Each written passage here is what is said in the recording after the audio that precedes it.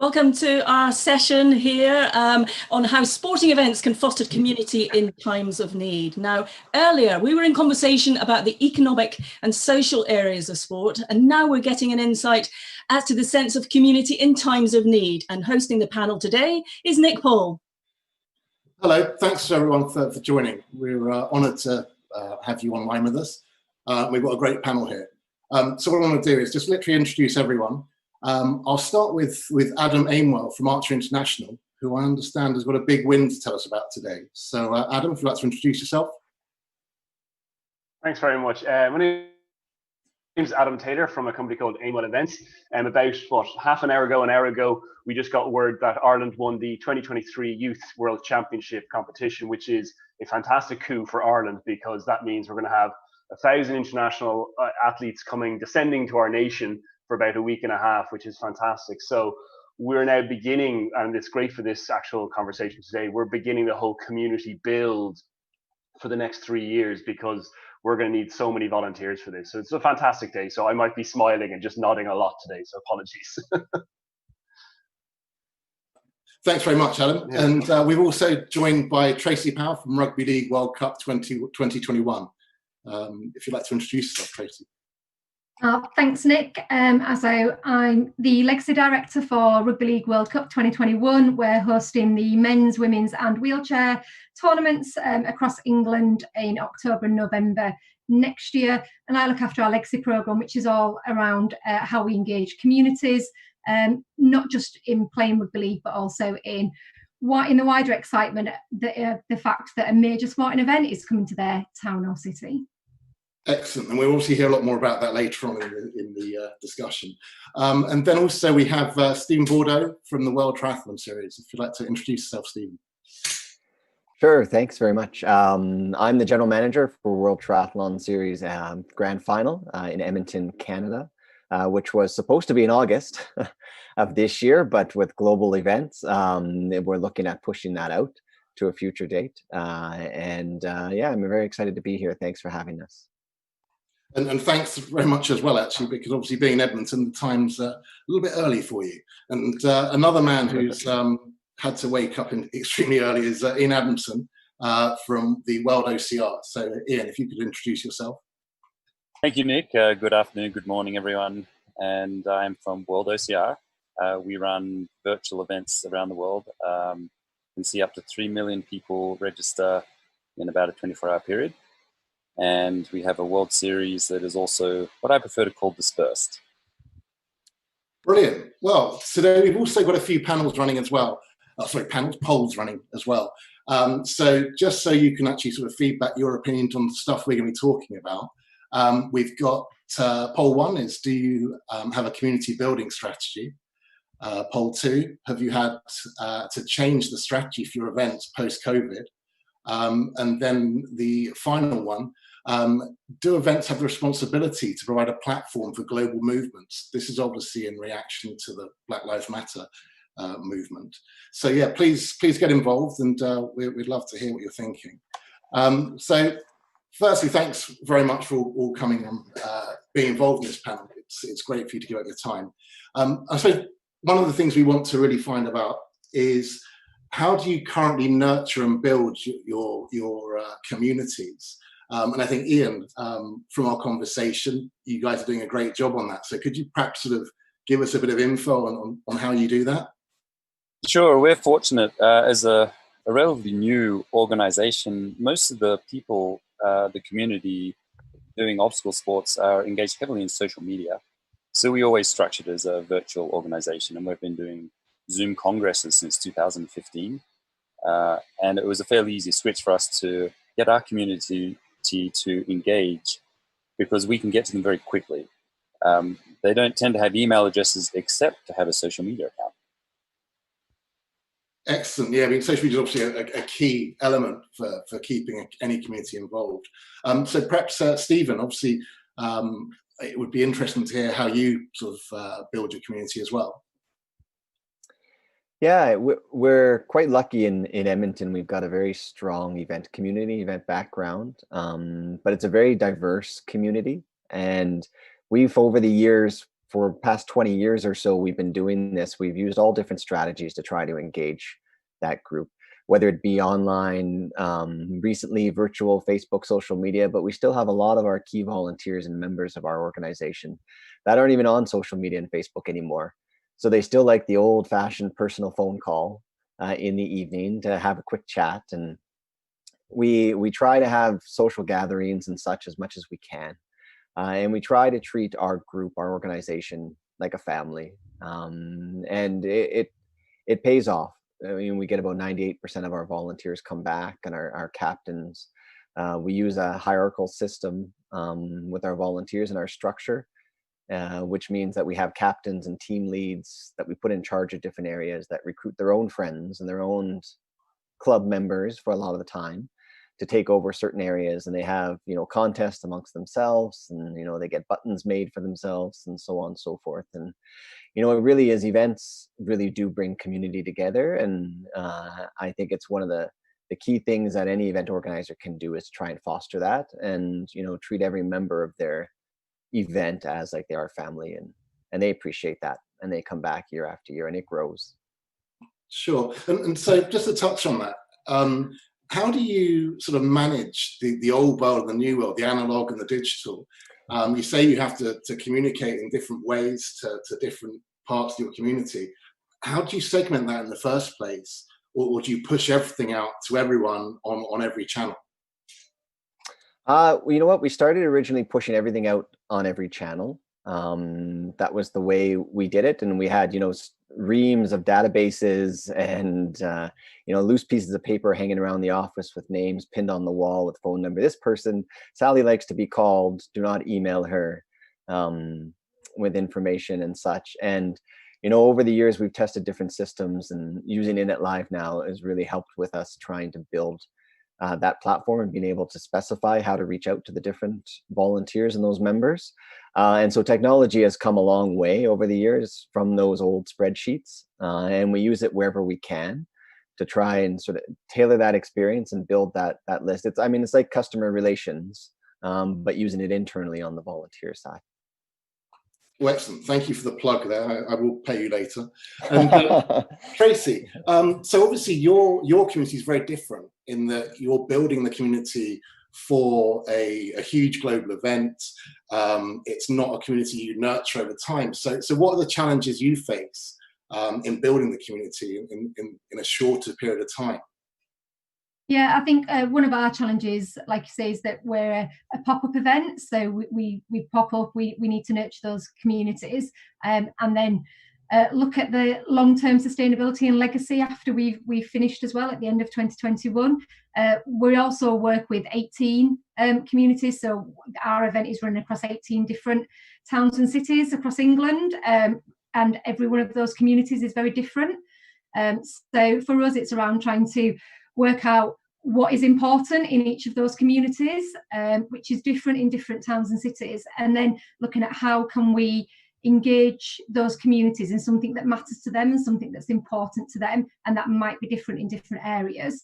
And it's also for us not necessarily about engaging people in rugby league. Yes, we're running a Rugby League World Cup, but it's about trying to engage people in the fact that a major sporting event, an international World Cup, is coming to their host town and city, and particularly in some of our more rugby league communities, there's not many opportunities to see international level sport in their hometown and city. So this is a real opportunity for them to see elite sport and get involved in that excitement. So we're looking at things wider than just rugby league participation, but what matters to communities. Sure. And I think also one other thing is that where a lot of organizations, like the other guys we're talking with, they would focus on sort of normal marketing mechanisms as being the way of actually building the communities. But obviously relying on sort of direct mail and digital marketing, perhaps I think you probably have to reach out in a far more real way. So perhaps you could sort of just tell us a few ways that you do that. Yeah, I think we're really focused on trying to go out into the local communities and taking the World Cup to our communities. And I think one of the ways we're looking at doing that is with some of our mental health work that we're doing.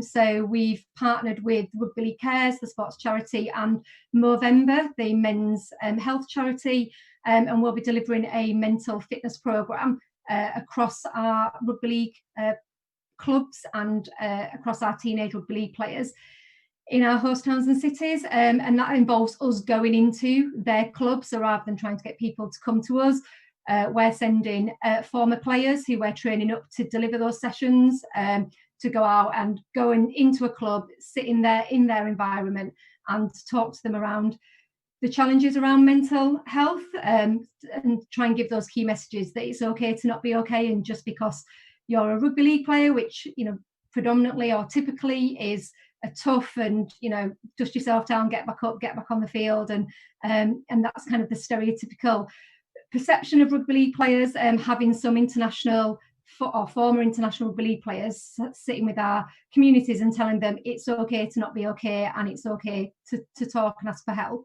We're hoping will have a real impact and help us to try and prevent poor mental health across our communities in the future.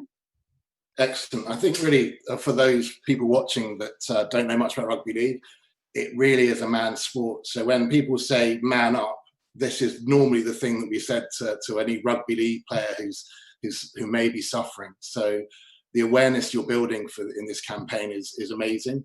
And the fact you're doing it alongside a World Cup is really commendable. So well done for that. Adam, you're not on the Guinness yet, are you, after the great news? My phone is kind of beeping an awful lot over there, so I'm just ignoring it. Well, congratulations on the big win. Thank you. And it's great that you're on this panel as well, so you can spread the word far and wide.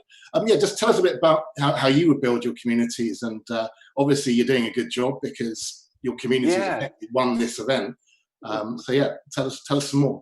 Well, the plan is with this, because it's the Youth World Championship, it's not just we're running an event, that's it, close the doors, thanks very much. We're kind of going, well, will we see an uptake in membership throughout archery? Will there be more youth people participating?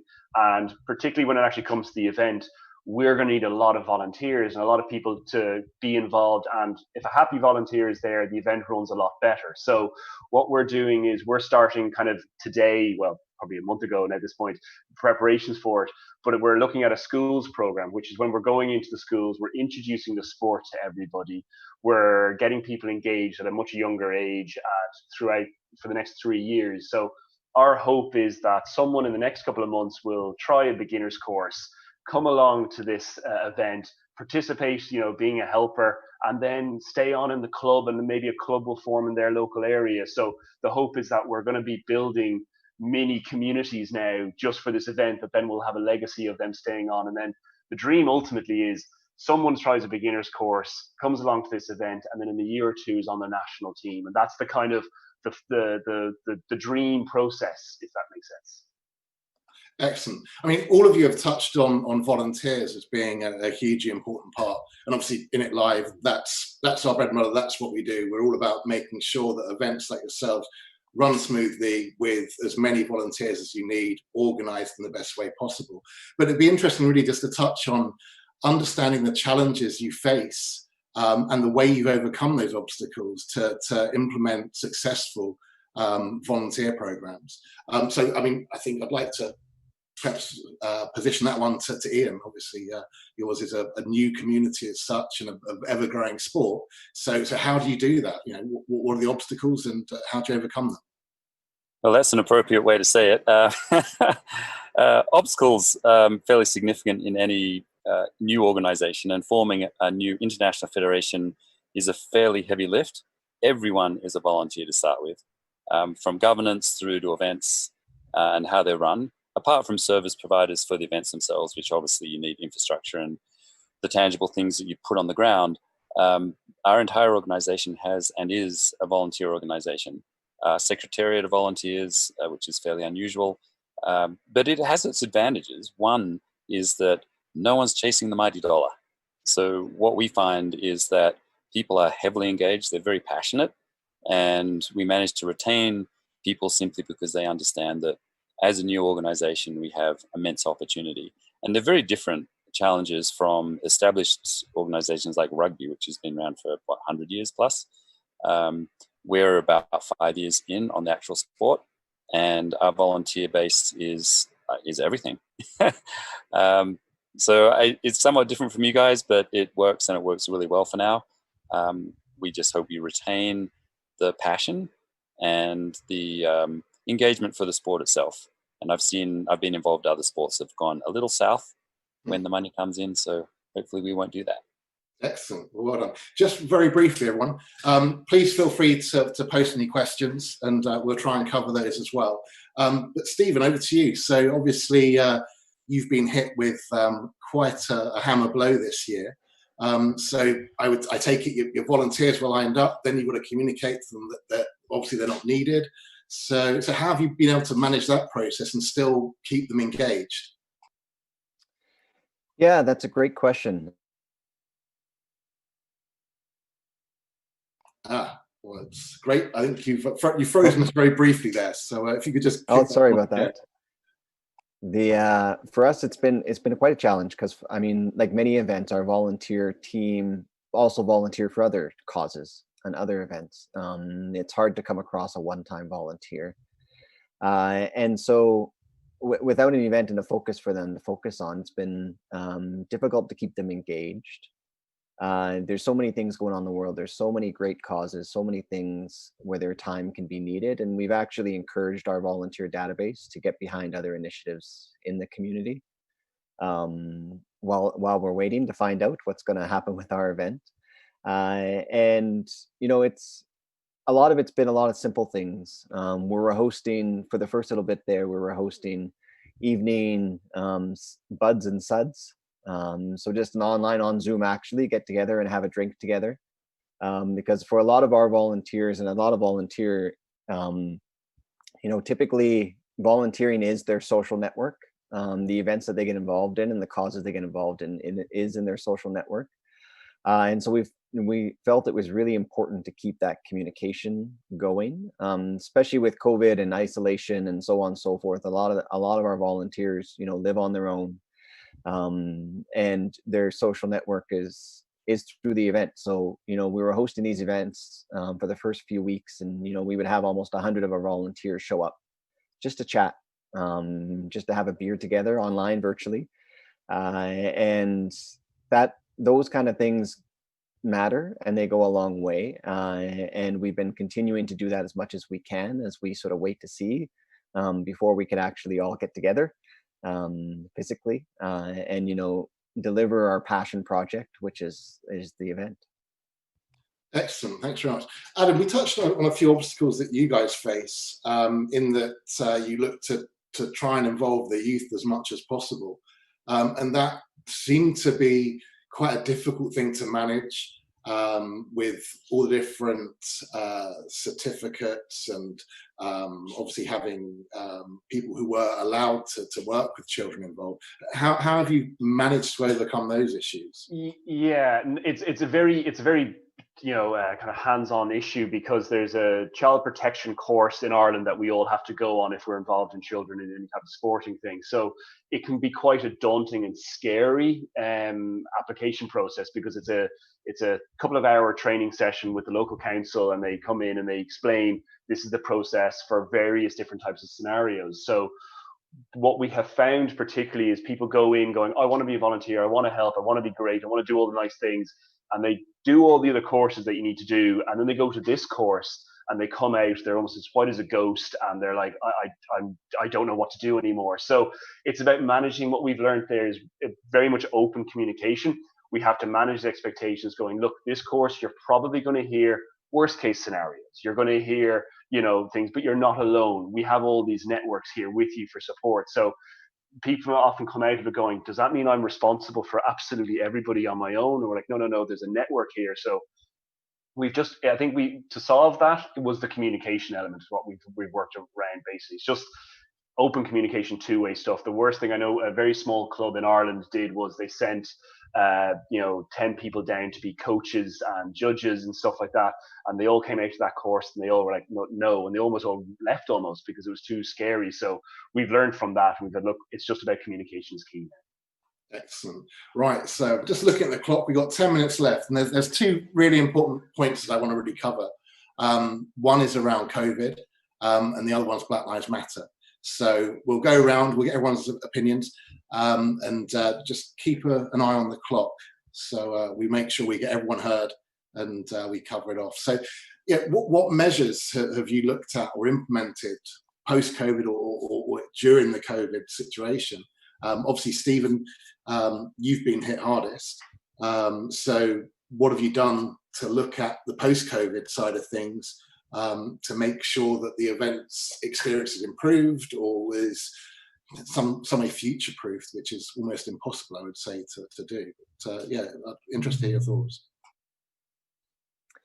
Yeah, to be honest, we spent a lot of time back in March, April, May, when this first came down, thinking about reimagining our event for August, knowing that events are going to be different. They're going to be different in the near future. They're going to be different in a lot of ways for a long time. And then when the measures were extended and our event was canceled for August, we took a step back and we thought, you know, things are changing at such a rapid pace. We really need to take some real time to think about this, let this settle down a little bit. I mean, we had come up with 4 or 5 different scenarios. We had built a whole new venue. We had built a food management plan on how to feed volunteers and so on and so forth. And we found that things were changing so quickly that, you know, we'd come up with a plan one day and then the next day it would be wrong. We couldn't implement it the way it was.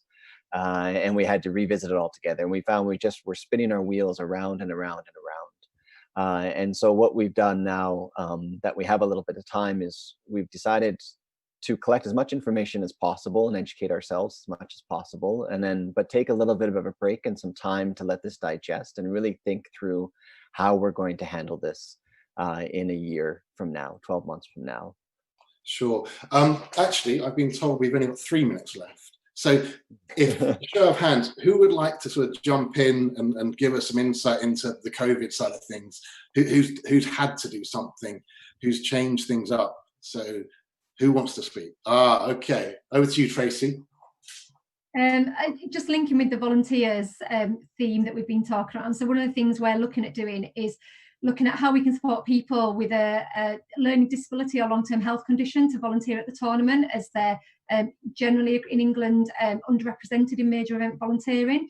And what we've started those plans already, but what we've had to do due to COVID and that group now being at high risk and potentially having to be socially isolated for a longer period of time, we're now reevaluating our plans and looking at what volunteer roles could we offer or could we do that allow people to volunteer from home or that they could do virtually. So just kind of adapting, and it's challenging us to think differently, but actually when we've started to look at it, there's a whole load of volunteer roles and added value that volunteers can provide. Totally. And actually our audience are agreeing with you that 91% have said that they've had to change what they're doing, and 9% want to but haven't got a solution yet. So finally, people, we're going to talk about Black Lives Matter really quickly.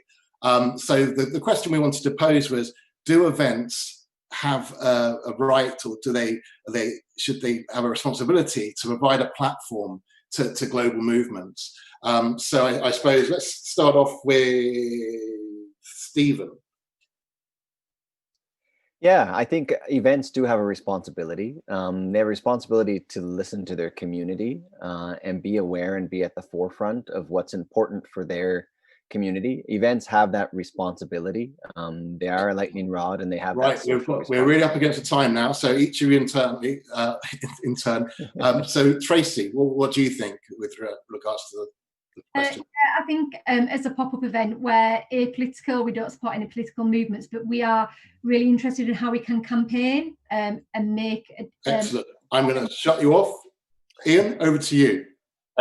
We are completely apolitical, so we do not allow people to campaign personal. And finally, Adam. Yeah, yes, very much. It's open as long as they work with the organisers. That's the important thing. So yes. Okay, I think we've beaten the clock, people. So thank you all for being involved. It was a brilliant discussion. And yeah, really enjoyed it. And thank you very much. Thank you very much, everyone. That was fantastic. Great to Thank see you. how you're nurturing all of those communities. Well, that concludes our session. We'll be taking a very short break, but you have a choice of 3 workshops. So check out the timelines and continue to enjoy the MEI Summit. We'll see you soon.